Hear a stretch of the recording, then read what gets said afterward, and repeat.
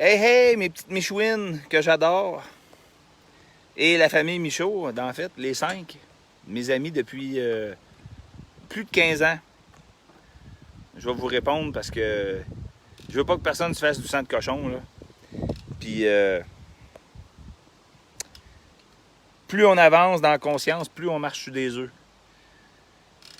Oubliez pas que cette réalité était déjà maudite avant qu'on naisse dans cette version de notre individu, cette version individuelle.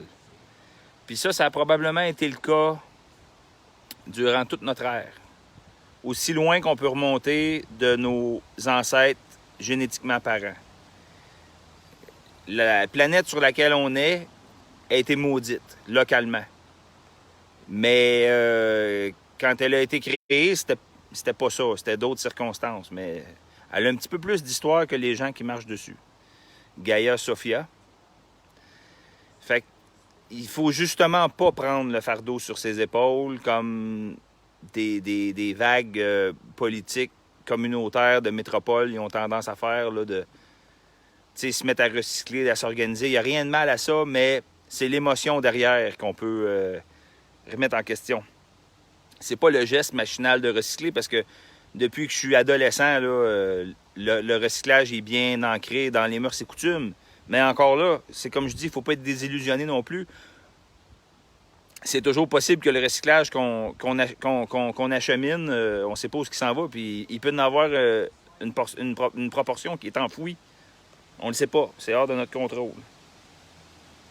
Mais il n'y a rien de mal à calquer une nouvelle réalité pour éventuellement éteindre l'autre, l'actuel. L'ennemi le fait, ça, justement, là, tu sais. Fait que c'est ça, il faut pas prendre le fardeau sur ses épaules, là. Si t'es pour aller regarder l'île de déchets grosse comme un État américain au large de New York, ben, faut que tu prennes ça. Je veux pas dire qu'il faut que tu prennes ça avec un grain de sel, mais il y a un contexte à ça. Puis comme je vous dis, c'est de bien comprendre notre état d'esclave. Oui. Être déconnecté du tout, ben, ça va être une belle promotion, ça, pour l'agenda de la singularité. Se reconnecter au tout. Hey! Accepter le vaccin, là, ou accepter n'importe quoi qui va vous rendre cyborg, parce que vous allez être raccordé à une station d'arrimage qui va simuler le tout comme autrefois. Un faux tout, évidemment, hein, puis un sous-tout. Un tout qui est complètement contrôlé, qu'on peut mettre à off quand ça fait pas l'affaire du grand maître. Grand avec un G minuscule. Fait que, oui, plus on avance dans la conscience, plus le gap est étroit, l'entrefer est étroit, l'entrefer de la dualité. Le yin et le yang, ils exercent une force de plus en plus forte l'un sur l'autre. Ça devient de plus en plus dur de faire la part des choses. D'où l'importance, comme je vous dis souvent, de ne pas basculer. Ne pas basculer, ne pas dire